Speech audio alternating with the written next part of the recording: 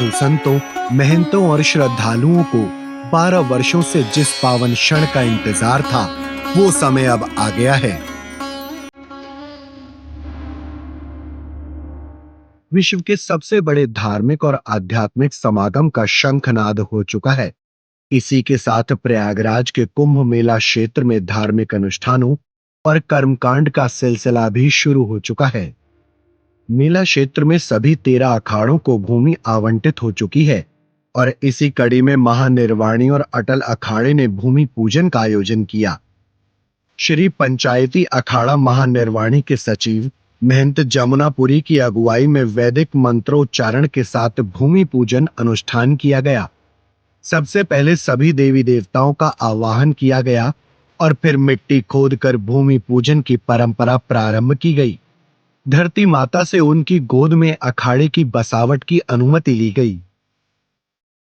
पंचायती अखाड़ा महानिर्वाणी के जो इष्ट हैं वो भगवान विष्णु के 24 अवतारों में से 5वें अवतार सिद्ध मुनीश्वर भगवान कपिल महामुनि जी हैं।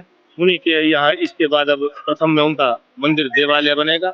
इसके बाद फिर थेरा मोहरा, जहाँ यह साधु संतों के बैठने की और सभा करने की एक व्यवस्था होती है, वो होती है। भंडार की व्यवस्था है। पंगत आदि जहाँ लगेंगे, लंगर आदि जहाँ चलेगा, उसकी व्यवस्थाएं हैं। साधु संतों के ठहरने की व्यवस्था है। ये आज के दिन से अब प्रारंभ हम लोग मतलब कि निर्माण कार्य शुरू कर देंगे। संगम की रेती पर देश के कोने कोने से साधु संत पहुंच रहे हैं और यहाँ चहल पहल धीरे धीरे बढ़ती जा रही है। कहीं अखाड़ों के अस्थायी शिविरों का निर्माण चल रहा है, तो कहीं आगामी कार्यक्रमों की रूपरेखा के लिए बैठक हो रही है, तो कहीं संतों श्रद्धालुओं के लिए भंडारा चल रहा है।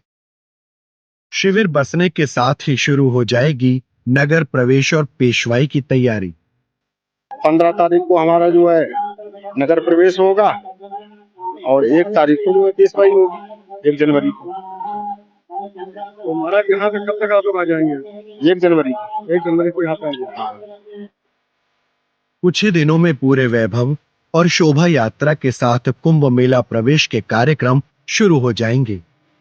एक एक कर सभी अखाड़े गाजे बाजे के साथ यहाँ पहुंचेंगे।